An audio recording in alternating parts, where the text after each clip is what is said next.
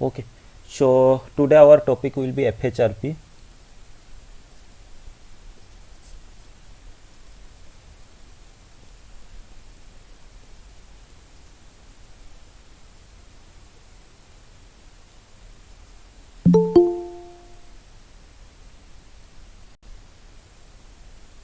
Okay, so fast of redundancy protocol, इसके बारे में आज हम बात करते हैं।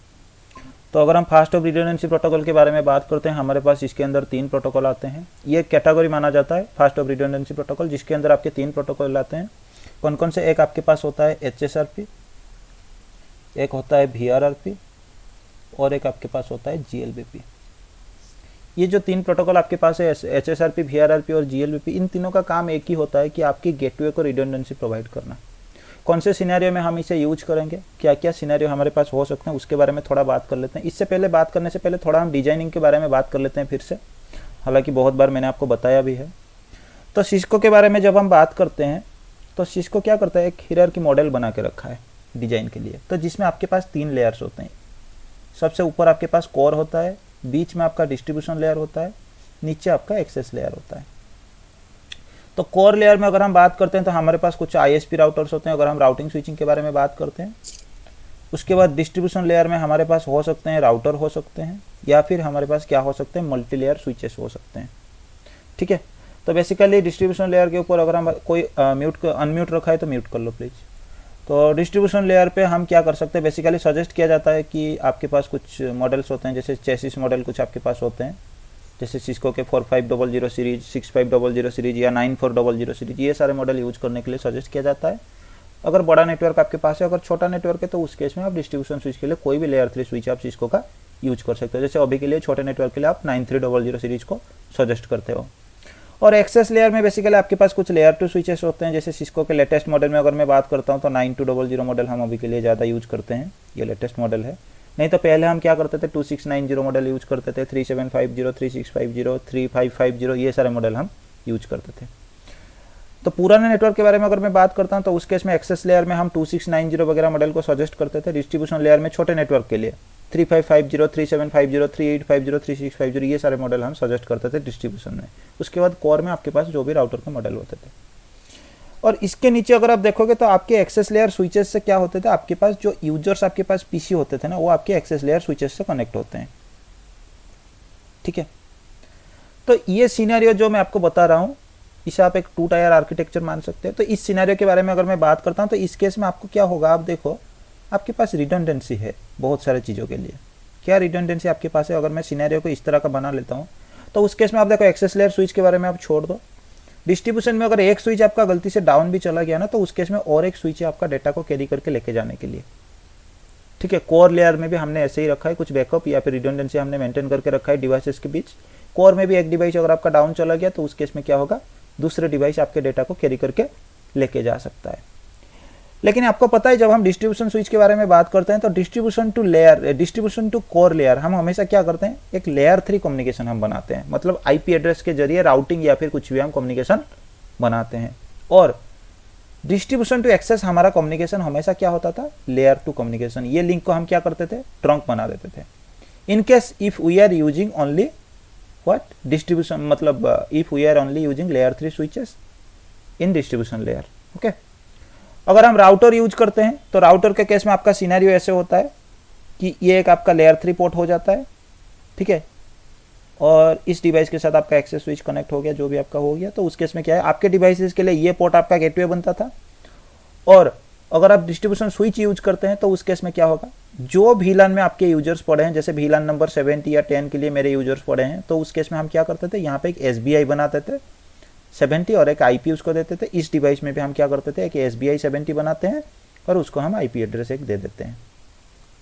ठीक है, और आपको पता है अगर आपके नेटवर्क में आप कोई IP एड्रेस एक डिवाइस को असाइन करते हो तो वो IP एड्रेस आप दूसरे डिवाइस को असाइन नहीं कर सकते। तो इस सिनेरियो को थोड़ा समझने से पहले और थोड़ा मैं इसको इजी कर लेता हूँ। एक टायर 1 आर्किटेक्चर में ले लेता हूँ जिसमें कुछ भी बैकअप नहीं है। मैं कोर के बारे में कुछ भी यहाँ पे अभी बात नहीं कर रहा हूँ, मैं डिस्ट्रीब्यूशन के बारे में बात कर रहा हूँ। अब डिस्ट्रीब्यूशन में मान लो आपके पास एक मल्टीलेयर स्विच था। ठीक है, इसके साथ आपका एक्सेस स्विच कनेक्ट था, एक्सेस स्विच में आपके PC कनेक्ट थे। तो इस डिस्ट्रीब्यूशन स्विच में आप क्या करते थे, एक एसबीआई आप ये मान लो 10 VLAN आपका डेटा VLAN था, तो 10 के लिए आप एसबीआई 10 बनाते थे। या फिर अगर राउटर है तो इसको आप अगर आपके पास स्विच है तो इसको भी आप क्या कर सकते हो, लेयर 3 इंटरफेस भी आप बना सकते हो, या फिर कोई एसबीआई बना सकते हो। स्विच में आपके पास दो इंफॉर्मेशन है, दो वे है, लेयर 3 कम्युनिकेशन या फिर लेयर 3 इंटरफेस बनाने के लिए आप क्या कर सकते हो, एक इंटरफेस को 9 स्विच पोर्ट चला के आप लेयर 3 बना सकते हो, या फिर आप इसको क्या करो, ट्रंक पोर्ट बना दो और एक एसबीआई बना दो। जो भी हो, लेयर 3 इंटरफेस बनाने के लिए, आईपी असाइन करने के लिए आपके पास दो रास्ते हैं, तो आप कोई भी एक रास्ता आप दे सकते हो। अगर इसके बारे में आप मान लो ये इंटरफेस आपका एसबीआई हो या फिर कुछ भी हो, आपके जो ये डिवाइस है ना, ये डिवाइस अगर किसी दूसरे नेटवर्क में कम्युनिकेट करने की कोशिश करेगा तो इसको क्या होता था कि एक गेटवे एड्रेस की जरूरत होता है। तो आप क्या करते थे, इसमें जो आप आईपी एड्रेस देते हो ना, ये इंटरफेस या फिर एसबीआई में, उसी आईपी एड्रेस को आप क्या करते थे, अपने डिवाइस को आप एज गेटवे दे देते हैं।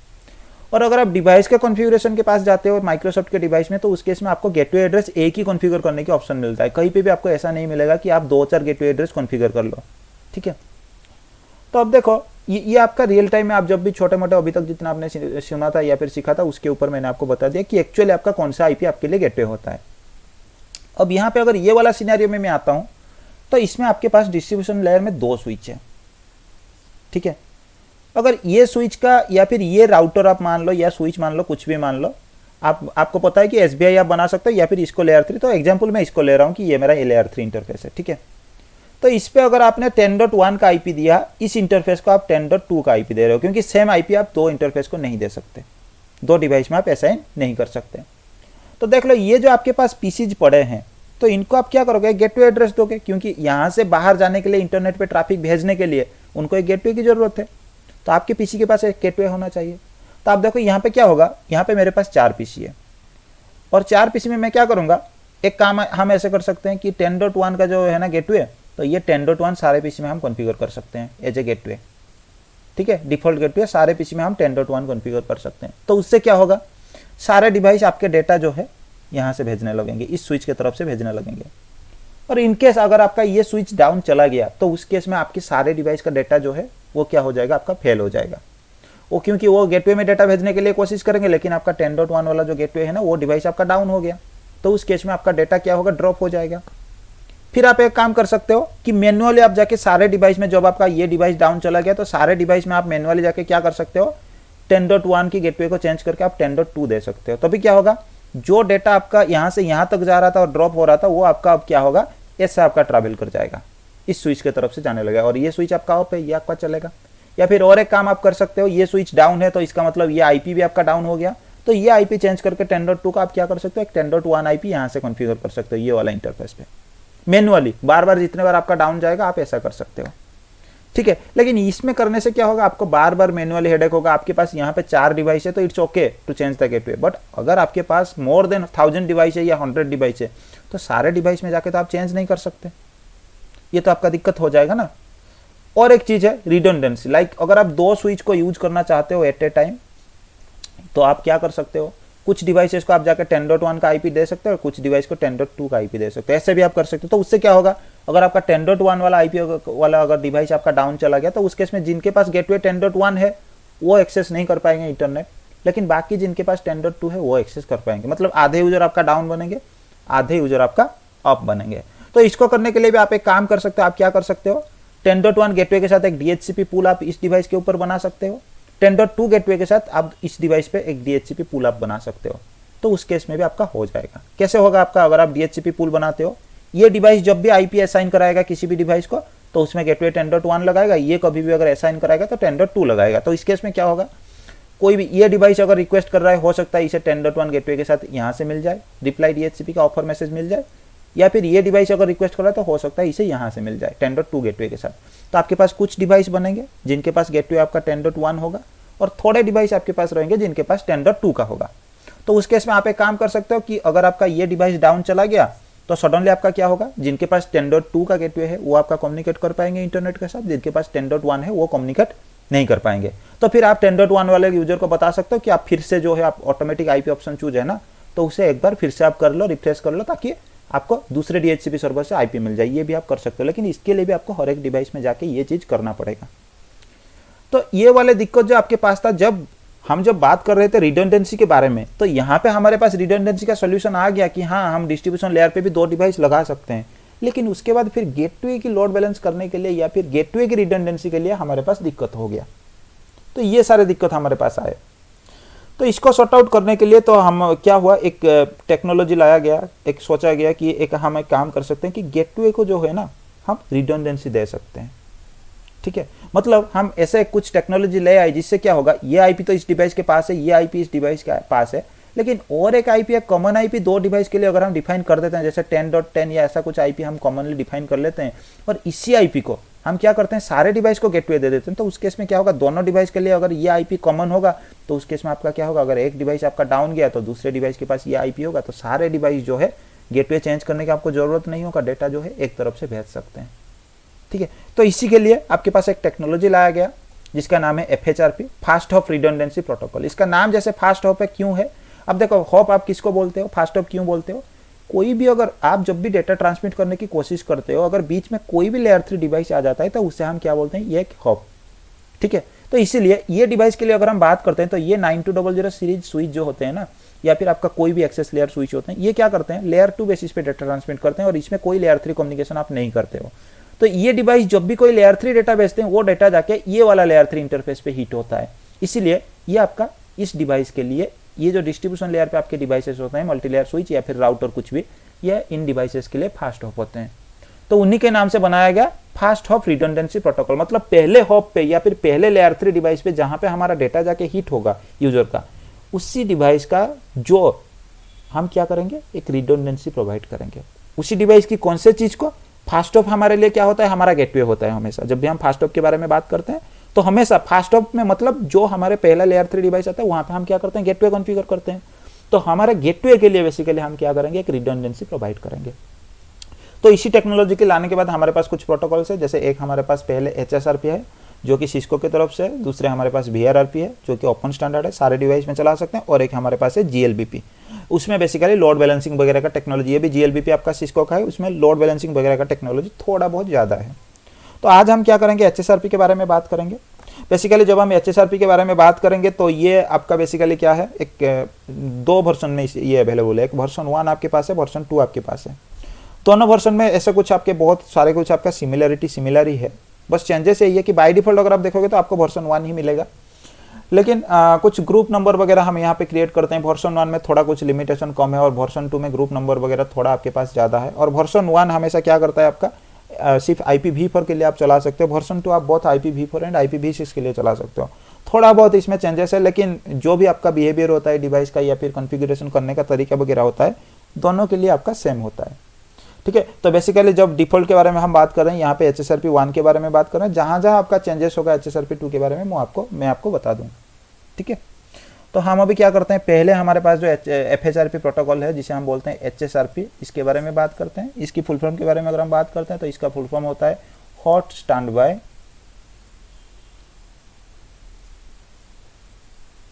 Router protocol.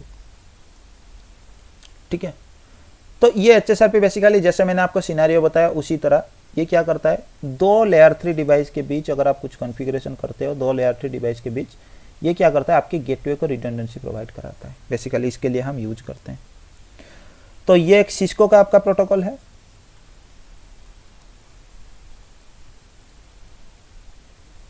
ठीक है, और ये बेसिकली आपका क्या करता है, आपके गेटवे को रिडंडेंसी देने की प्रोवाइड करता है दोनों डिवाइस के बीच या फिर मल्टीपल डिवाइस के बीच। ठीक है, अगर आपके पास 3-4 डिवाइस आपके पास लगे हैं और 3-4 डिवाइस में भी आपके डाटा हिट हो रहे हैं, तो उस केस में एक गेटवे को रिडंडेंसी प्रोवाइड करने के लिए ये क्या करेगा, आपके पास 3-4 डिवाइस के बीच आपको क्या चलाना पड़ेगा, आपको HSRP चलाना पड़ेगा। तो अब हम थोड़ा बात करते हैं HSRP बेसिकली आपका कैसे काम करता है। तो मैं सिनेरियो ऐसे लेता हूँ कि ये मेरा राउटर 1 है, ये राउटर 2 है। आप यहाँ पे मल्टी लेयर स्विच भी ले सकते हो SBI वगैरह बना के। ये ISP की तरफ कनेक्ट है या फिर मेरा कोर लेयर की तरफ ये कनेक्शन बना है, और मेरे पास ये एक स्विच है, एक्सेस स्विच आप मान सकते हो, ऐसे कनेक्टेड है, और नीचे मेरा कौन सा कनेक्टेड है, मेरा डिवाइसेस कनेक्ट है एक्सेस लेयर स्विच से। ठीक है, तो यहाँ पे भी आप 2-4 स्विच भी लगा सकते हो, लेकिन एक ही चीज़ होता है, इसलिए मैं टोपोलॉजी जो है ऐसे बना रहा हूँ। तो आपको पता है कि आप ये इंटरफेस जो है आपका LAN के तरफ कनेक्ट है, मतलब आपके LAN के नेटवर्क में जो IP होगा उसमें से एक IP आप यहाँ पे असाइन करोगे, दूसरे IP आप क्या करते हो, यहाँ पे असाइन कराते हो। ठीक है, तो और बाकी आईपी जो है आपके डिवाइसेस को असाइन किया जाए इसी तरह का, मतलब एक स्विच के साथ आपका 2 डिवाइस कनेक्ट है, मतलब उन 2 डिवाइस का इंटरफेस का आईपी सेम होना चाहिए, मतलब एक लेयर 3 सेगमेंट के अंदर वो आएंगे। तो बेसिकली जब हम इन दोनों के बीच में HSRP चलाएंगे, ये 2 डिवाइस के बीच में, तो हमारे पास एक नया कॉन्सेप्ट आता है वर्चुअल आईपी के लिए। मतलब ये मेरा हो गया फिजिकल इंटरफेस, इसको मैं एक आईपी देता हूँ 10.1, ये भी मेरा एक फिजिकल इंटरफेस हो गया जिसको मैं आईपी देता हूँ 10.2, एक नेटवर्क, क्योंकि ये मेरा LAN की तरफ कनेक्ट है तो सेम नेटवर्क का मैंने आईपी दे दिया। उसके बाद हम क्या करेंगे, जब ये डिवाइस दोनों के बीच जब मैं HSRP चलाऊंगा, तो HSRP बेसिकली हम कहाँ पे चलाएंगे, इंटरफेस के ऊपर हम चलाएंगे, जो इंटरफेस हमारा LAN से कनेक्टेड है, जो इंटरफेस हमारा LAN के लिए गेटवे बना है। ठीक है, इस डिवाइस की तरफ अगर कोई डेटा आएगा तो ये इंटरफेस गेटवे बनेगा डिवाइस के लिए, इसके तरफ कोई आएगा तो ये इंटरफेस गेटवे बनेगा। या फिर अगर आप स्विच लेते हो तो उस केस में आपका उस VLAN डेटा के लिए आपका जो SBI बना होगा वो आपका गेटवे बनेगा। तो इसी इंटरफेस के ऊपर बेसिकली हम HSRP को कॉन्फ़िगर करेंगे और क्या करेंगे, वहां पे हम एक मेंशन कराएंगे वर्चुअल आईपी। मतलब ये 2 डिवाइस जो आपके पास है, इन दोनों डिवाइस का जो ये 2 आपके पास फिजिकल इंटरफेस है, इन 2 फिजिकल इंटरफेस को हम क्या करेंगे, फिजिकल गेटवे को हम यूज ना करके हम क्या करेंगे, उनके आईपी को यूज ना करके एक वर्चुअल आईपी हम ले आएंगे जिनको हम यूज करेंगे। जैसे ये नेटवर्क के लिए मैं क्या करूंगा, एक वर्चुअल आईपी यूज कराऊंगा, जिस वर्चुअल आईपी को मैं इसी सेम नेटवर्क में से कोई एक आईपी में उठा सकता हूं, जैसे 10.10 में यहाँ पे ले रहा हूँ। ठीक है, जो कि आपका LAN नेटवर्क से सेम नेटवर्क से आपका होना चाहिए। मतलब ये जो इंटरफेस पे आप जो नेटवर्क यूज कर रहे हो उसी नेटवर्क से वो क्या होना चाहिए, आपका बिलोंग होना चाहिए। तो HSRP में अगर हम बात करते हैं तो यहाँ पे ये जो वर्चुअल आईपी को मेंटेन करने के लिए, आप देखो एक वर्चुअल आईपी आपका ऐसा हो गया, तो उस केस में आप ऐसे सोच सकते हो कि ये यूजर अगर डेटा भेजेगा तो वन टाइम आपका डेटा यहाँ से भी जा सकता है, वन टाइम डेटा ऐसे यहाँ से भी जा सकता है, और ये वर्चुअल आईपी आपके डिवाइस के लिए क्या बनेगा, डिफॉल्ट गेटवे। अगर आप ऐसा सोच रहे हो कि एक तरफ से डाटा आपका यहाँ से जाएगा और एक यहाँ से जाएगा, ऐसा आपका HSRP के केस में नहीं होता है। उस केस में आपको लोड बैलेंसिंग के तरीका होता है, लेकिन HSRP में बाय डिफॉल्ट आपका लोड बैलेंसिंग नहीं होता है। ठीक है, तो उस केस में क्या होगा, ये जो राउटर्स आपके पास है उस राउटर में से एक राउटर आपका क्या बनेगा, एक्टिव राउटर बनेगा, और एक राउटर आपका स्टैंड बाय राउटर बनेगा। और अगर इनको छोड़ के बाकी अगर आपके पास राउटर्स है तो वो आपका एक्टिव स्टैंड बाय नहीं बनेंगे, वो नॉर्मल राउटर बनेंगे, और वो लिसन स्टेट में आपका लिसनिंग राउटर वो बनते हैं। ठीक है, तो ये जो एक्टिव स्टैंड बाय के लिए आपके HSRP के केस में एक इलेक्शन होता है। ठीक है, तो ये इलेक्शन बेसिकली आपका कुछ प्रायोरिटी वैल्यू के लिए होता है, और दूसरी चीज आपका ये जो इंटरफेस का आईपी एड्रेस है ना, फिजिकल इंटरफेस का आईपी एड्रेस उसके ऊपर आपका होता है। जैसे OSPF में हम बात किए थे ना DRBDR इलेक्शन के बारे में, उसी तरह का यहाँ पे भी आपका होता है। तो यहाँ पे एक प्रायोरिटी वैल्यू आपके पास आता है, जिस इंटरफेस के ऊपर, जिस डिवाइस के जिस इंटरफेस के ऊपर आप HSRP कॉन्फ़िगर करते हो वो एक प्रायोरिटी वैल्यू के साथ कॉन्फ़िगर होता है। प्रायोरिटी का रेंज आपके पास यहाँ पे आपका होता है 0 to लेके 255, कोई भी रेंज आप सेट कर सकते हो। बाय डिफॉल्ट जो वैल्यू आपके पास होता है डिफॉल्ट प्रायोरिटी वो आपका 100 होता है। ठीक है, और हमेशा आपका क्या है, ये हाईएस्ट आपका प्रीफर किया जाता है।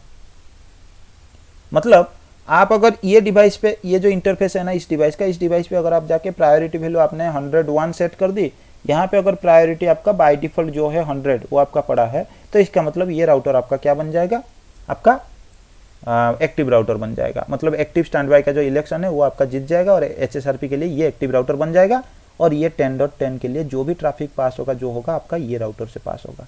अगर ये राउटर आपका गलती से डाउन चला गया तो उस केस में आपका स्टैंड बाय एक्टिव बन जाएगा, और 10.10 के लिए डेटा फॉरवर्डिंग आपका ये करेगा। ठीक है, अगर प्रायोरिटी आपके दोनों के केस में सेम हो गया, जैसे यहाँ पे भी 100 है, यहाँ पे भी 100 है, तो उसके बाद आपका क्या है, ये जो इंटरफेस का आईपी है ना, फिजिकल इंटरफेस का आईपी, उस आईपी को कंपेयर किया जाएगा, जिसका आईपी हाईएस्ट होगा। जैसे यहाँ पे ये वाला आईपी हाईएस्ट है तो ये आपका एक्टिव बन जाएगा। ठीक है, तो ये बेसिकली आपका एक्टिव के लिए जो इलेक्शन आपका होता है। और दूसरी चीज भी यहाँ पे होता है, अगर एक राउटर पे आप जाके, जैसे OSPF में हम बात करते थे, एक वेट टाइमर था 40 सेकंड के लिए, अगर ये डिवाइस पे आप जाके क्या करते हो, HSRP को एनाबल करा देते हो 40 सेकंड के अंदर, अगर दूसरे डिवाइस के पास आपने एनाबल नहीं की तो ये क्या करता है, ये खुद को एक्टिव बना देता है। और बाकी ये राउटर को अगर आप बनाओगे तो ये स्टैंड बाय बनेगा, इसके पास मतलब हाईएस्ट आईपी होके भी ये एक्टिव नहीं हो पाएगा, ये क्या बनेगा, आपका स्टैंड बाय बनेगा। ठीक है, तो ये आपका इलेक्शन के क्राइटेरिया हो गया, जो कि आपके मतलब क्या क्या आपके होते हैं, एक्टिव और स्टैंड बाय राउटर के लिए। तो ये इलेक्शन बेसिकली आपके कैसे होते हैं, जब भी आप HSRP एनाबल कर लेते हो जिस इंटरफेस पे जाके, तो क्या होता है, ये इंटरफेस आपके क्या करते हैं, एक HSRP का हेलो मैसेज भेज देते हैं, और ये हेलो मैसेज आपके ट्रैवल करके इसी इंटरफेस की तरफ आपका भेजा जाता है। तो ये ट्रैवल करके स्विच के पास आएगा। और ये हेलो मैसेज आपका कहाँ पे भेजा जाता है, HSRP हेलो मैसेज,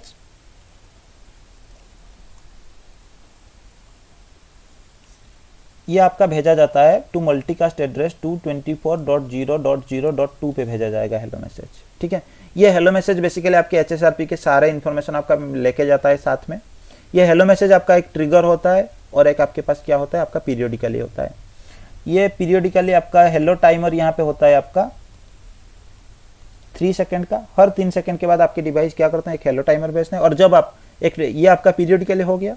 और एक आपके पास होता है ट्रिगर। ट्रिगर का मतलब जब आप HSRP एनेबल कर लेते हो, सडनली आपके डिवाइस क्या करता है, उस इंटरफेस से एक हेलो मैसेज आगे भेज देता है। और यहाँ पे होल्ड डाउन टाइमर के बारे में अगर हम बात करते हैं तो ये आपका 10 सेकंड का होता है। ठीक है, तो हेलो टाइमर और होल्ड डाउन टाइमर में आपका डिफरेंस क्या है?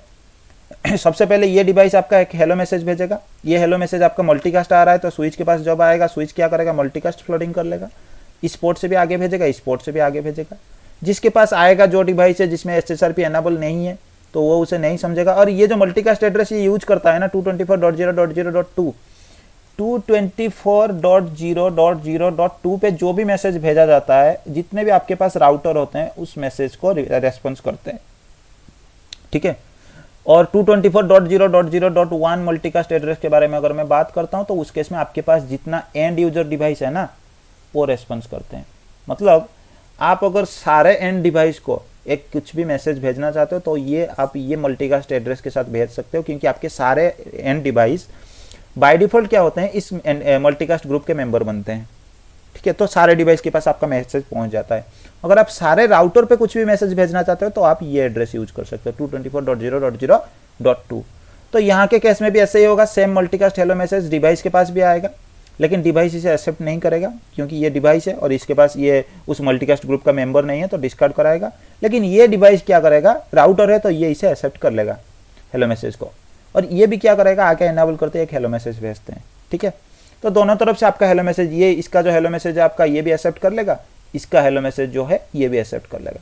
तो हेलो मैसेज खोलने के बाद एक HSRP आपका एक लेयर 7 प्रोटोकॉल है। ठीक है, और आपको पता है जो IP एड्रेस जो भी ये चेक किए होंगे मल्टीकास्ट IP वगैरह, ये लेयर 3 पे होगा। फिर ये क्या करता है HSRP आपका लेयर 4 पे it use UDP at layer 4।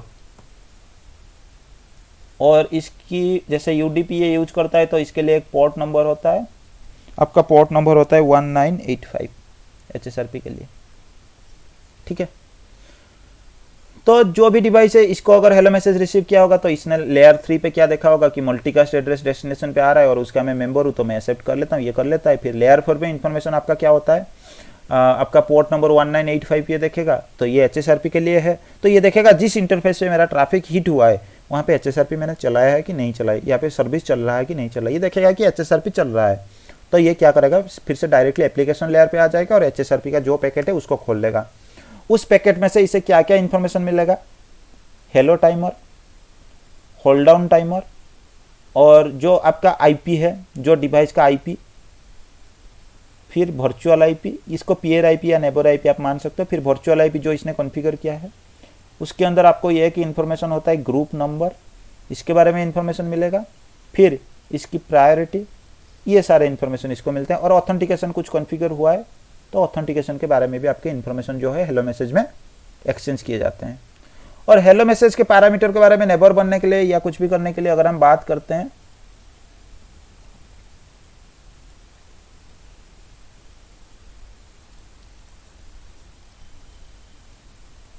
तो आपका सबसे पहले क्राइटेरिया होता है group number should be same.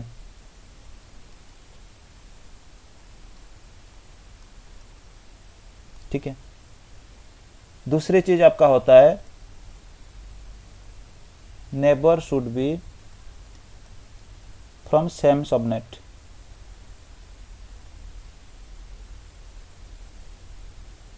ठीक है, उसके बारे में, और आपका virtual IP should be same.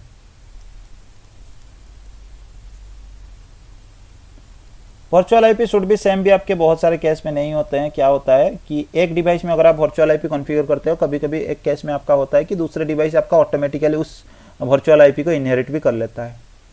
ठीक है, तो ये इन्फॉर्मेशन आपके हेलो मैसेज के साथ आपके एक्सचेंज किए जाते हैं, हेलो टाइमर, होल्ड टाइमर, सारे इन्फॉर्मेशन।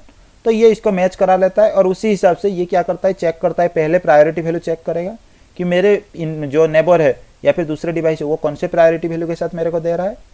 उसके बाद अगर प्रायोरिटी सेम है, अगर प्रायोरिटी हाईएस्ट है, तो उस केस में ये क्या करेगा, खुद को मतलब स्टैंड बाय बना लेगा और इसको क्या बनाएगा, आपका एक्टिव बना देगा। तो ये ऑटोमेटिकली आपका एक्टिव बन जाएगा क्योंकि इसके पास भी हेलो मैसेज आया होगा। या फिर अगर प्रायोरिटी सेम आ गया तो ये वाला जो इंटरफेस का आईपी है ना, इस आईपी को चेक करेगा और चेक करने के बाद जिसका हाईएस्ट आईपी होगा इसको भी पता चल जाएगा। ये अगर खुद का है तो खुद को ये एक्टिव बना देगा, अगर खुद का नहीं है तो फिर ये खुद को क्या करेगा, स्टैंड बाय बना देगा। और बाकी अगर आपके पास और एक भी राउटर था जो कि HSRP में जैसे आपका 10.3 था, इसके अगर प्रायोरिटी वगैरह जैसे आपके पास ये हाईएस्ट प्रायोरिटी प्रीफर है तो इसका प्रायोरिटी अगर कम था जैसे 10 था, तो इस केस में ये क्या करेगा, खुद को लिसन स्टेट में डाल देगा, ना तो ये एक्टिव बनेगा ना तो ये स्टैंड बाय बनेगा। ठीक है, तो इसी तरह का आपका इलेक्शन HSRP के हो जाते हैं। और जब भी आपका कोई भी डिवाइस एक्टिव बन जाता है तो वो डिवाइस आपके वर्चुअल आईपी के लिए एक्टिव बनता है। मतलब वो होता है कि जो वर्चुअल आईपी को एक्चुअली यूज करता है। ठीक है, सेम सिनेरियो।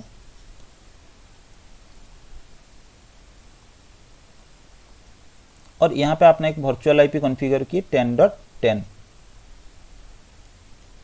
तो ये अगर आपका एक्टिव बन गया ना, तो ये हमेशा क्या करेगा, वर्चुअल आईपी के लिए कोई भी अगर नीचे से कोई भी डिवाइस कोई भी रिक्वेस्ट भेज रहा है, सबसे पहले आपका कम्युनिकेशन होने के लिए आपको आर्प रिक्वेस्ट की जरूरत होता है। आर्प रिक्वेस्ट और रिप्लाई होने के बाद ये अपना आर्प टेबल मेंटेन करते हैं। आर्प टेबल मेंटेन करने के बाद ये डिवाइस क्या करता है, किसके तरफ डाटा भेजना है वो भेजता है। तो एक्टिव राउटर हमेशा आपका क्या करता है, इस आईपी के लिए जब भी कोई आर्प रिक्वेस्ट आता है तो उसका रिप्लाई यही एक्टिव राउटर करता है, स्टैंड बाय कभी भी नहीं करता है।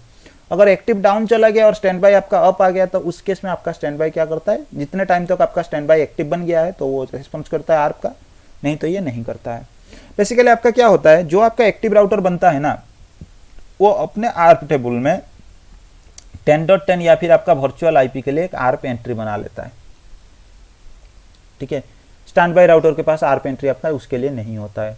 तो आपके बेसिकली क्या है, जब हम थोड़ा फ्लो के बारे में बात करते हैं, आपके डिवाइस क्या करते हैं, जब भी कम्युनिकेट करने की या इंटरनेट के साथ कम्युनिकेट करने की कोशिश करता है तो ये क्या करेगा, सबसे पहले एक आर्प रिक्वेस्ट जनरेट कराएगा और ये आर्प रिक्वेस्ट आपके स्विच के पास आएगा। आर्प रिक्वेस्ट हमेशा आपका ब्रॉडकास्ट होता है, तो आपके स्विच क्या करता है, उस आर्प रिक्वेस्ट को ये वाला पोर्ट से भी भेजेगा, ये वाला पोर्ट से भी भेजेगा।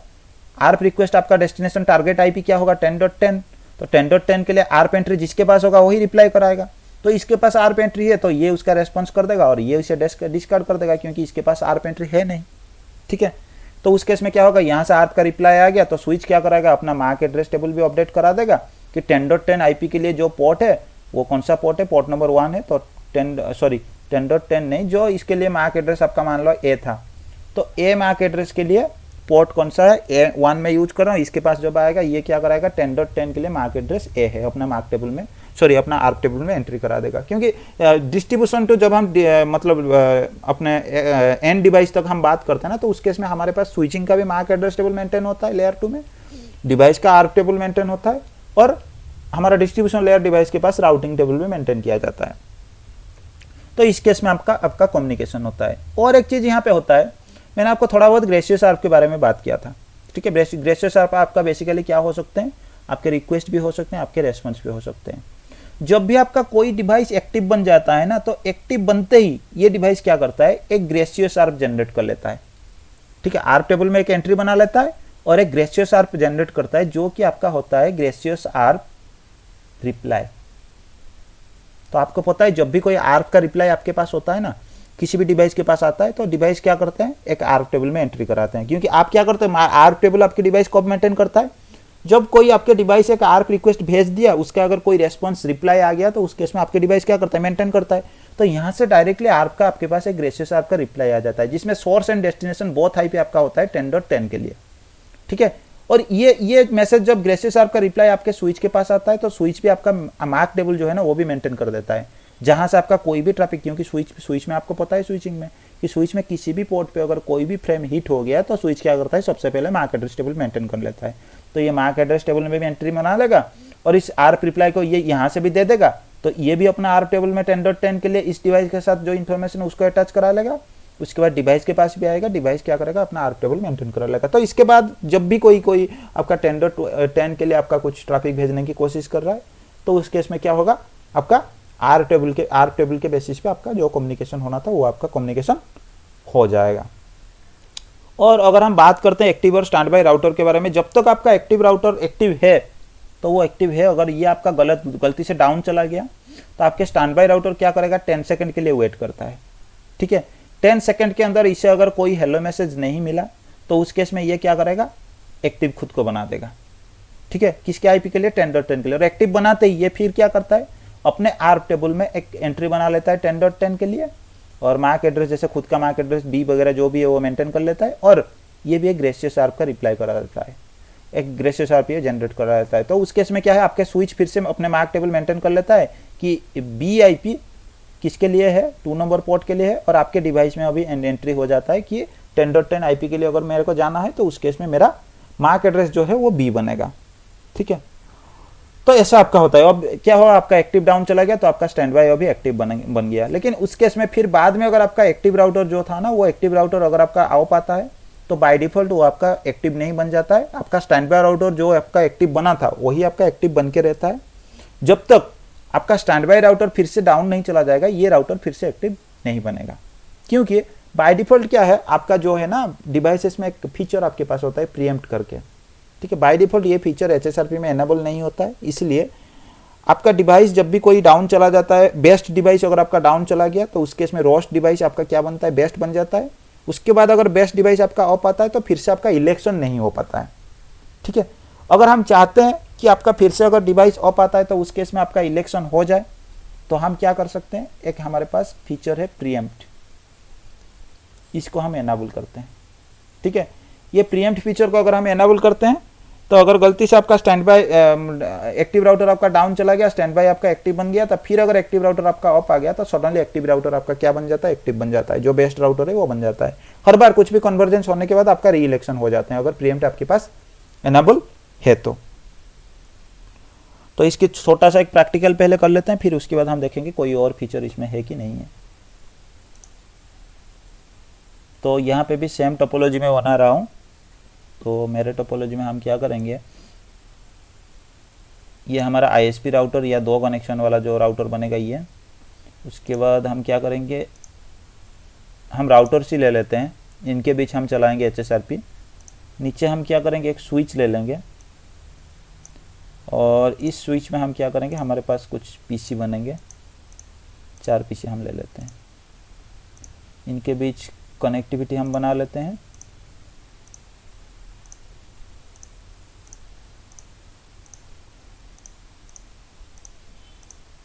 और लैन के नेटवर्क जो नीचे वाला नेटवर्क है उसके लिए हम 10 यूज करेंगे। स्विचिंग में हम कोई स्विचिंग टेक्नोलॉजी यूज नहीं करेंगे। तो और ये 1 के लिए, इसके लिए हम 12 यूज करेंगे, इसके लिए हम 13 यूज करेंगे। तो मैं कर लेता हूँ इसका कॉन्फ़िगरेशन। सबसे पहले आईपी वगैरह मैं दे देता हूँ। इंटरफेस फास्ट इथरनेट 0/0, इस राउटर 1 की जो LAN की तरफ इंटरफेस है उसको मैं आईपी एड्रेस दे देता हूँ 10.0.0.1 255.0.0.0। नो शटडाउन करा लेते हैं। इंटरफेस फास्ट इथरनेट 0/1 है जो कि 1 की तरफ या फिर कोर लेयर की तरफ कनेक्टेड है, उसको मैं आईपी एड्रेस देता हूँ 12 का 12.0.0.1।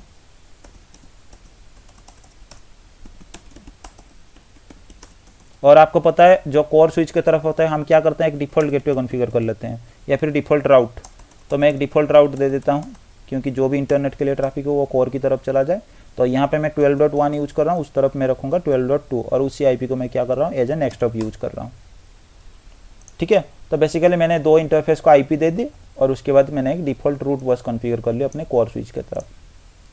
यहाँ पे भी सेम चीज़ हम मेंशन कराएंगे।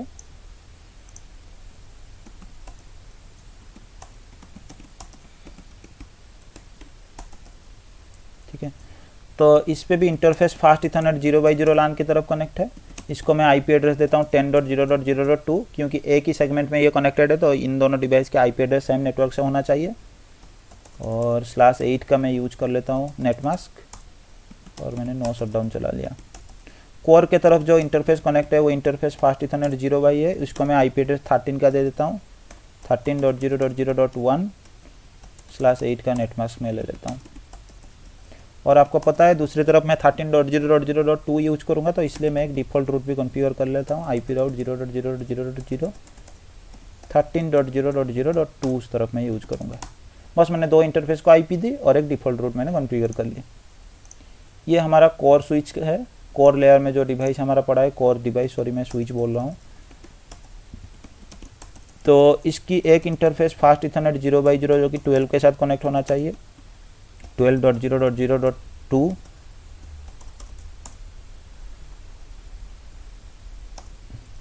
ठीक है, नो शटडाउन में कर लेता हूँ।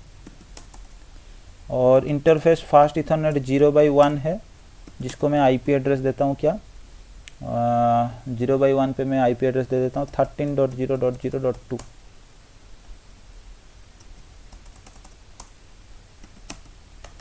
तो मैं स्टैटिक रूट हटा के यहाँ पे क्या करता हूँ और एक मैं लूपबैक बना लेता हूँ जो कि मेरा इंटरनेट आईपी होगा। लूपबैक का आईपी मैं दे देता हूँ 8.8.8.8 255.0.0.0। अच्छा, इसमें नो शटडाउन की कोई ज़रूरत नहीं।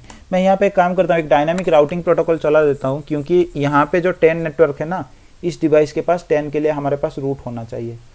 तो मेरे को अभी क्या करना पड़ेगा, अभी दो रूट कॉन्फ़िगर करना पड़ेगा, एक इस तरफ करना पड़ेगा, एक इस तरफ करना पड़ेगा। अगर मैं चाहता हूँ तो यहाँ से भी मैं एक्टिव मतलब इस डिवाइस के ऊपर भी मैं ऐसा कर सकता हूँ। एक्टिव और स्टैंड बाई, कौन सा एक्टिव बनेगा कौन सा स्टैंड बाई बनेगा मैं डिफाइन कर सकता हूँ। लेकिन इस केस में दिक्कत क्या होगा, अगर इनकेस मान लो कि यहाँ से मैंने क्या किया 1 एडी वैल्यू के साथ मैंने एक स्टैटिक रूट कॉन्फ़िगर कर दी 10 नेटवर्क के लिए और इस तरफ मैंने 2 कर दी, तो ये हमेशा इस डिवाइस के लिए जब भी ये रिप्लाई करेगा तो ये हमेशा एक्टिव बनेगा।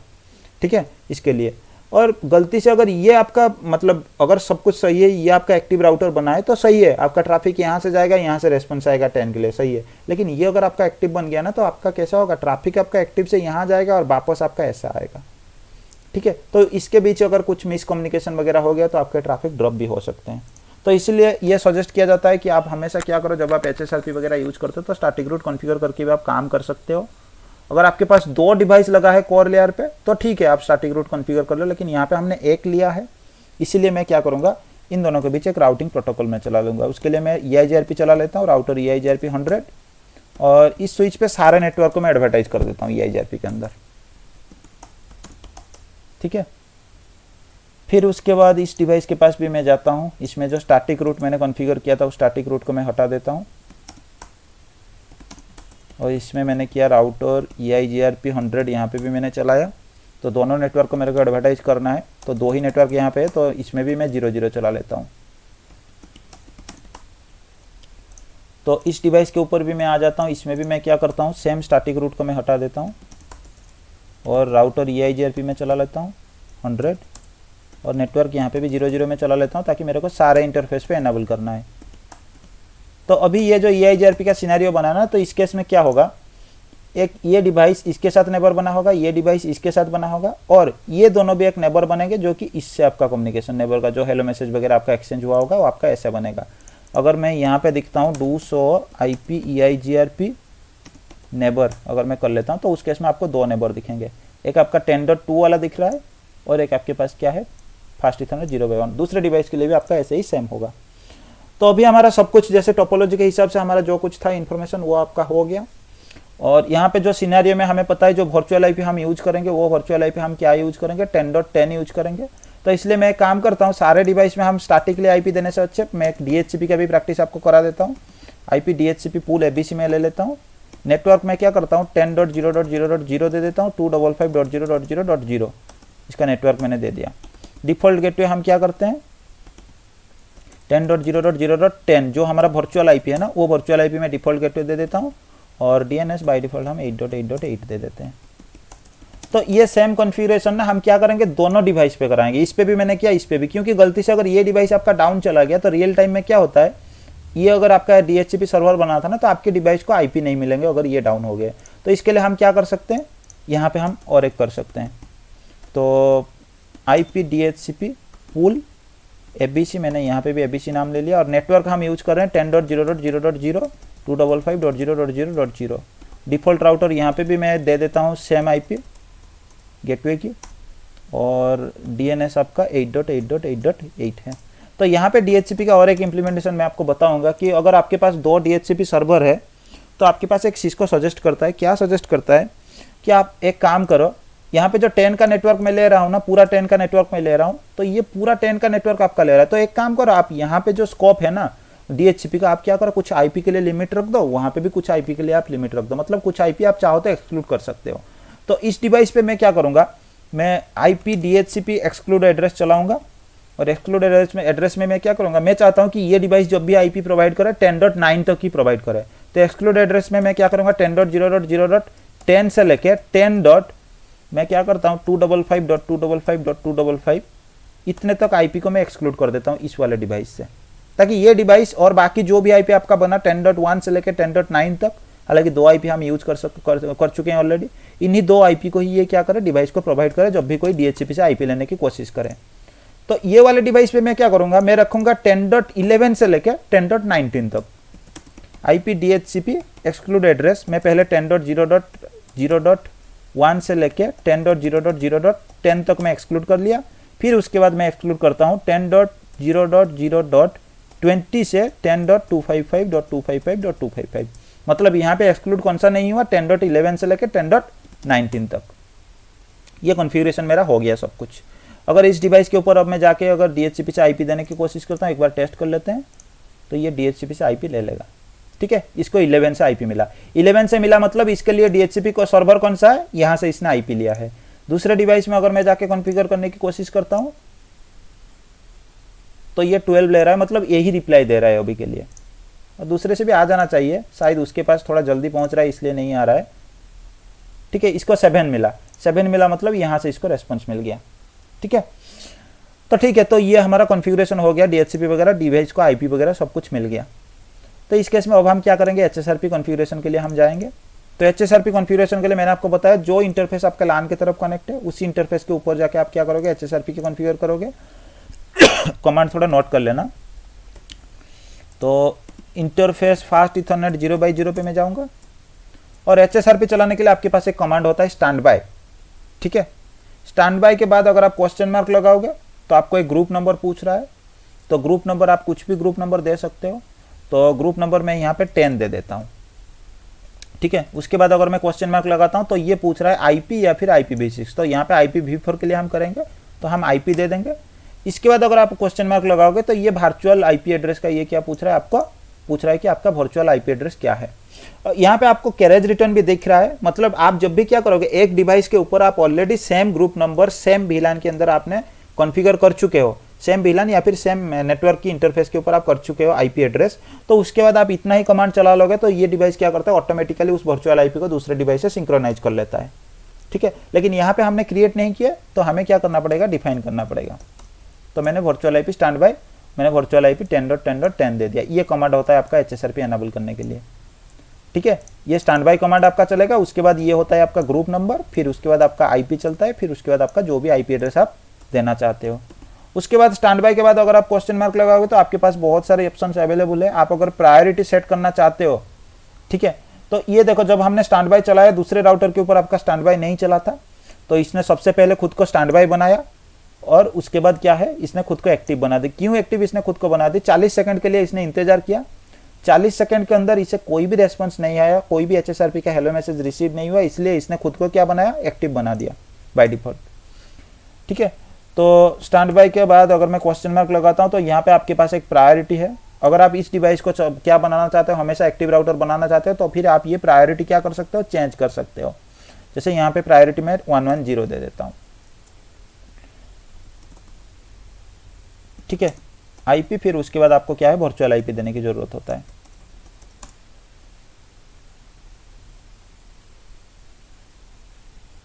ओके, सॉरी, आपको क्या होता है, स्टैंड बाय, उसके बाद आपको प्रायोरिटी चलाना पड़ता है, उसके बाद आप जो भी प्रायोरिटी देना चाहते हो। ठीक है, ये कमांड होता है आपका प्रायोरिटी चेंज करने के लिए, मैंने प्रायोरिटी नहीं चलाया था। उसके बाद आप टाइमर अगर चेंज करना चाहते हो तो टाइमर का वैल्यू भी आप चेंज कर सकते हो। आप स्टैंड बाय टाइमर्स आप चला सकते हो। उसके बाद हेलो मैसेज का जो भी आप इंटरवल सेट करना चाहते हो आप वो दे सकते हो, जैसे बाय डिफॉल्ट 3 है मैं उसी को ले रहा हूँ। उसके बाद आपका होल्ड टाइम आप कितना देना चाहते हो, ठीक है, वो आप सेट कर सकते हो। तो इतना ही कॉन्फ़िगरेशन आपका HSRP का है।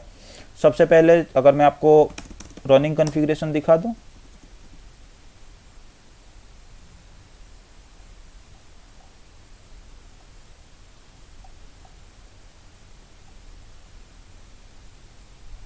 स्टैंड बाय का कॉन्फ़िगरेशन कहाँ चला गया।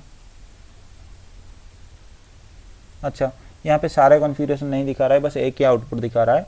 तो मैंने बस एक स्टैंड बाय का मैंने ये आईपी से आपका सारे कुछ एनेबल हो जाते हैं, बाकी आपके पास ऑप्शनल होते हैं, आप चाहो तो एनेबल कर सकते हो, चाहो नहीं कर सकते हो। तो उसके बाद मैंने ये एनेबल करने के लिए कमांड चलाया था, फिर मैंने प्रायोरिटी के लिए ये कमांड चलाया था, प्रायोरिटी मैंने 110 सेट किया, फिर उसके बाद मैंने क्या चलाया था, टाइमर के लिए मैंने ये कमांड चलाया था। आप चाहो तो ये कमांड्स नोट कर सकते हो, ठीक है। सेम चीज़ हमें क्या करना पड़ता है, दूसरे साइड के डिवाइस पे भी जाना होता है, उस पर भी हमें LAN इंटरफेस के ऊपर सेम चीज़ कॉन्फ़िगर करना पड़ेगा, इंटरफेस फास्ट इथरनेट 0/0। तो इसमें भी स्टैंड बाय में ग्रुप नंबर सेम होना चाहिए, मैंने आपको बताया था। उसके बाद IP हम IP दे देते हैं 10.10.10.10 और इसके प्रायोरिटी वैल्यू जो है ना, हम क्या करते हैं, स्टैंड बाय प्रायोरिटी इसका 100 ही रख लेते हैं और टाइमर आपका बाय डिफ़ॉल्ट जो है सेम हम दे देते हैं। इतने में हमारा काम हो गया, HSRP हमारा एनेबल हो गया।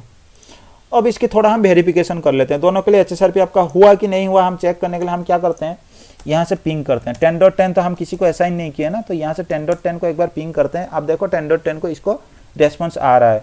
अगर मैं यहाँ पे आर्प कमांड टाइप करता हूँ,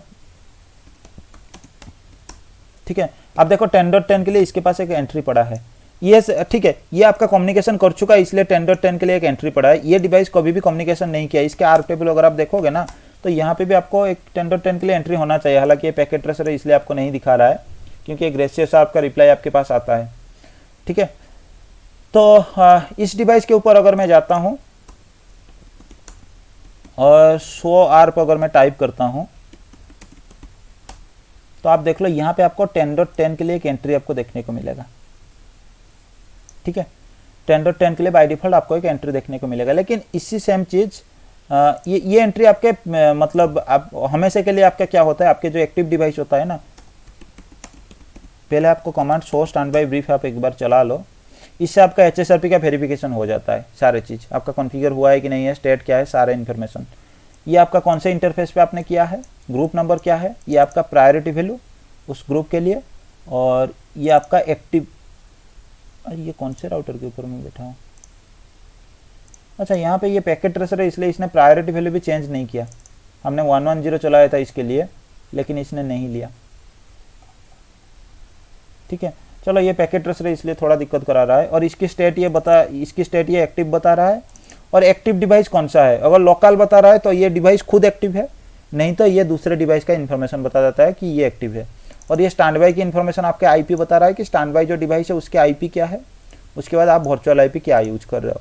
इतना ही वेरिफिकेशन आपके HSRP के लिए ये बता रहा है।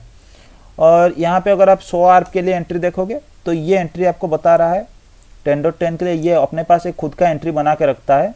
लेकिन ये एंट्री ये पैकेट ट्रेसर के लिए शायद नहीं दिखा रहा है, लेकिन ये एंट्री आपका इस तरह का एंट्री देखने को मिलता है। ये जो टाइम है ना, ये टाइमर आपका अनलिमिटेड के लिए होता है, यहाँ पे कोई टाइमर ऐसा स्टार्ट नहीं होता है, ठीक है, देखने को मिलता है। लेकिन ये पैकेट ट्रेसर के लिए थोड़ा बहुत आपका अलग सा बिहेवियर दिखा रहा है। दूसरे डिवाइस के पास भी 10.10 के लिए आपका एक एंट्री बना होगा, लेकिन आप देखोगे डिफरेंस, इस डिवाइस के ऊपर एक बार आप आर्प के लिए एंट्री देख लो, तो इस डिवाइस के ऊपर ये बता रहा है कि फास्ट इथरनेट 0/0 के साथ ये खुद का फास्ट इथरनेट 0/0 का जो हार्डवेयर मैक एड्रेस है ना, उसके लिए ये दिखा रहा है। शो इंटरफेस फास्ट इथरनेट 0/0 अगर मैं चलाता हूँ, इसकी मैक एड्रेस एक बार आप वेरीफाई कर लो। ये दूसरा कैसे दिखा रहा है भाई, ठीक है, नेक्स्ट क्लास हम इसका पूरा वेरीफाई कर लेंगे। ये पैकेट ट्रेसर में थोड़ा बहुत आपका मतलब गलत भी दिखा देता है। इसके ऊपर अगर आप जाके 100 आर्प कराओगे, पहले 100 स्टैंड बाय ब्रीफ हम कर लेते हैं,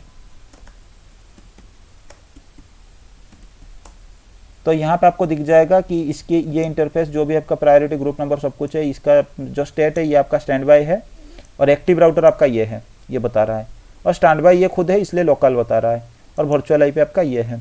इसमें अगर आप देखोगे 100 आर्प की एंट्री अगर आप चेक करोगे तो 10.10 के लिए यहाँ पे भी एक एंट्री होना चाहिए, शायद वो एंट्री एक्सपायर हो गया है, क्योंकि उसने शायद यहाँ पे ना पैकेट ट्रेसर के केस में आपका ग्रेशियस सर्फ जनरेट ही नहीं हो रहा है, इसलिए। अगर यहाँ से मैं एक बार पिंग करता हूँ, ठीक है, इसके बाद तो यार पेंट्री बन जाएगा। तो यहाँ पे पैकेट ट्रेसर में आपका ग्रेशियस सर्फ एक्चुअली जनरेट नहीं हो रहा है, ठीक है। नेक्स्ट क्लास में क्या करूँगा, थोड़ा ईब में मेरा इशू दे रहा था, इसलिए आज क्लास ज्वाइन के लिए भी मैं थोड़ा लेट हो गया, क्योंकि ईब के लिए मेरा डिवाइस हैंग हो गया था। तो मैं नेक्स्ट वाले क्लास पे थोड़ा पहले से चालू करके आपको दिखा दूंगा, ठीक है। तो आज के लिए इतना ही, छोटा मोटा बस कॉन्फ़िगरेशन वगैरह हमने किए। नेक्स्ट क्लास हम क्या बात करेंगे, एचएसआरपी में लोड बैलेंसिंग वगैरह हम कैसे करेंगे उसके बारे में थोड़ा बात करेंगे, और वीआरआरपी के बारे में हम बात करेंगे। इसमें कोई कन्फ्यूजन या फिर डाउट वगैरह हो तो आप पूछ सकते हो।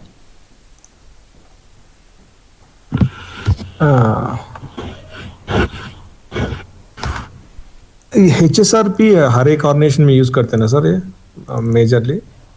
देखिए अभी के लिए जो टेक्नोलॉजी हमारे पास आ गया ना सिस्को के ऊपर, अगर मैं बात करता हूँ तो अभी के लिए सजेस्ट किया जाता है आप HSRP मत चलाओ, क्योंकि है ना क्या है, कौन से? मैं बता रहा हूँ आपको। HSRP आप चला सकते हो, ओके, ठीक है। आप पहले देखो, जब हम बात करते हैं ना तो हमारे पास, मैंने आपको बताया कि 2 डिवाइस आपके पास है ना, तो 2 डिवाइस के केस में आप क्या करते हो, एक वर्चुअल आईपी, इसमें तो एक लेयर 3 अलग सा इंटरफेस हो गया, इसमें एक लेयर 3 आईपी अलग सा हो गया, उसके वर्चुअल आईपी एक आप बना के वर्चुअल गेटवे आप दे देते थे। लेकिन अभी के लिए डिस्ट्रीब्यूशन लेयर पे आप क्या करते हो, स्विचेस कॉन्फ़िगर करते हो। तो जनरल छोटे ऑर्गेनाइजेशन के लिए अगर आप बात करोगे तो आपके पास 9300 मॉडल है मान लो, ठीक है। ओके, तो आप 2 9300 आपने लगा दिया ना, तो HSRP के केस में क्या है, आपके एक डिवाइस आपका एक्टिव बनेगा, दूसरे डिवाइस आपका स्टैंड बाय बनेगा। आप लोड बैलेंसिंग करा सकते हो। स्विच के केस में आप ऐसा कर सकते हो कि VLAN 10 के लिए आप इसको एक्टिव बना दो, VLAN 20 के लिए इसको एक्टिव बना दो, तो दोनों तरफ से आपके ट्रैफिक जाएंगे। तो ये भी HSRP से आप कॉन्फ़िगर से कर सकते हो। लेकिन ये जो लेटेस्ट सिस्को के 9 के सीरीज वाला डिवाइस आपके पास आ रहे हैं ना, उसमें आप ऐसा काम कर सकते हो कि इन 2 डिवाइस को आप एक डिवाइस बना सकते हो। तो इससे क्या होगा, दोनों डिवाइस हमेशा के लिए आपके, हाँ, स्टैकिंग फीचर से। तो उससे क्या होगा, दोनों डिवाइस आपका एज ए सिंगल डिवाइस काम करेंगे, और आपके इंटरफेस भी एक ही बन जाएगा। ये जो 2 इंटरफेस आपके पास थे, ये अब एक इंटरफेस आपका बन जाएंगे, ठीक है। आप क्या कर सकते हो, आप दो लेयर 2 इंटरफेस आप कनेक्ट कर लो एक्सेस के तरफ, और ये VLAN 70 मान लो आपका एक्सेस के लिए था, LAN के लिए, तो VLAN 70 के लिए आप एक ही SBI बना दो, तो दोनों डिवाइस के लिए होगा। अगर ये डाउन भी चला गया तो ये डिवाइस भी SBI 70 के लिए पार्टिसिपेट कर रहा है ना, तो सेम आईपी एड्रेस है। तो इस केस में HSRP की कोई जरूरत नहीं है, ठीक है, आप वो चला सकते हो। लेकिन HSRP जब आप इसमें भी HSRP कॉन्फ़िगर कर सकते हो, लेकिन अगर आपके पास स्टार्टिंग है तो उस केस में HSRP की जरूरत नहीं है। अगर इससे ऊपर के थोड़े आप जाओगे, आपके पास जैसे 9400 मॉडल, अगर 4500 सीरीज के डिवाइस आपके पास है, जैसे चेसिस वाले मॉडल होते हैं ना, बड़े बड़े स्विच होते हैं, तो इसमें आप VSS कॉन्फ़िगर कर सकते हो दोनों डिवाइस को कंबाइन करने के लिए। 6500 पे भी आप सेम कर सकते हो सीरीज के डिवाइस पे। आपके पास लेटेस्ट मॉडल कुछ है, जैसे 9400 के कुछ चेसिस मॉडल है, तो इसमें स्टॉक वाइज वर्चुअलाइजेशन आप चला सकते हो, लाइक VSS, ये भी आप चला सकते हो। फिर उसके बाद आपके पास कुछ नेक्सस मॉडल अगर आप यूज कर रहे हो ना, तो नेक्सस के केस में आपके पास एक है कि ये 2 डिवाइस तो आप कंबाइन करके एक नहीं बना सकते, लेकिन आपके एक्सेस स्विच के लिए, आपके एक्सेस स्विच को यही लगेगा कि ये जो 2 डिवाइस है वो एक ही डिवाइस है, आपका एक ही पोर्ट चैनल के अंदर ये पार्टिसिपेट करेंगे।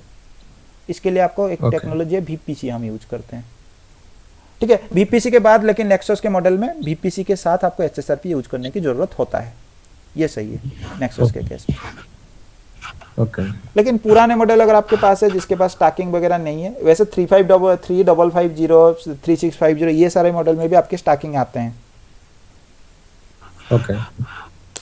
तो उस केस में आप क्या करोगे, HSRP यूज करोगे। या फिर अगर आपके पास राउटर आप यूज कर रहे हो तो उस केस में definitely you will go with HSRP solution, ठीक है। तो इसका काम यही है, एक वर्चुअल आईपी बना के आपके डिवाइस के लिए जो गेटवे होता है ना, उस गेटवे को रिडंडेंसी प्रोवाइड करना, ताकि आपके डिवाइस को लगे कि मेरे पास एक ही गेटवे है, मैं ट्रैफिक उसके तरफ भेज रहा हूँ। हमारे पास एक बार ऐसा हुआ कि 2 स्विचेस HSRP स्विच थोड़ा प्रॉब्लम हुआ था, दूसरा स्विच रीबूट करने वक्त तभी एक्सेस हुआ था, मतलब एक स्विच ऑलरेडी प्रॉब्लम था, दूसरा ऑटोमेटिकली अप होना ना, मैंने HSRP में वो पिंग नहीं हो रहा था। अच्छा, तो वो स्विच हैंग हो गया, तो हम लोग रीबूट करे उसको, रीबूट होने के बाद तब वो एक्टिव होगा। तो फिर वो डिवाइस आपका हैंग हो गया ना, इसलिए उसके पास रिजाइन मैसेज नहीं मिला होगा, क्योंकि एक्टिव डिवाइस जो आपका डाउन जाता है ना, वो एक रिजाइन मैसेज देके भी डाउन जाता है। शायद वो रीजन मैसेज वो नहीं गया HSR होगा। हाँ वो HSRP वर्जन 1 है, मतलब मे बी थोड़े बग्स होंगे, I mean, ऐसा कुछ होगा। नहीं नहीं नहीं नहीं, ऐसा कुछ वर्जन 1 और 2 में ऐसा कुछ दिक्कत नहीं है। आपके दूसरे डिवाइस ना कुछ HSRP के साथ बिहेव ठीक से नहीं किया होगा, वही दिक्कत हुआ होगा। हाँ वही है सर, वैसे ही हुआ, वैसे ही हुआ। ठीक है, या फिर आपका 10 का नेटवर्क पूरा डाउन गया होगा, वो इंटरफेस ही काम नहीं कर रहा होगा। हम्म ठीक है, सिनेरियो टू सिनेरियो ये बेस करते हैं, क्योंकि डिवाइस आफ्टर ऑल डिवाइस ही होते हैं ना, तो उसमें भी बिहेवियर कभी कभी चेंज हो जाते हैं। हम्म और एक तो सिनेरियो मैंने देखा था, एक पुराने जगह पे हम कुछ नया इम्प्लीमेंटेशन के लिए गए थे, वहाँ पे तो मैंने देखा एक डिवाइस के ऊपर डिफ़ॉल्ट गेटवे नहीं है, लेकिन फिर भी वो डिवाइस दूसरे नेटवर्क के साथ कम्युनिकेट कर रहा था। Oh okay. कैसे कर रहा था हमें भी पता नहीं, हमने कॉन्फ़िगरेशन बहुत चेक की, करने के बाद भी हमें नहीं मिला। लेकिन उसके बाद उस डिवाइस पे कुछ मतलब दूसरे डिवाइस में कुछ चेंज करने के बाद हमने देखा कि वो डिवाइस और कम्युनिकेशन नहीं कर रहा है।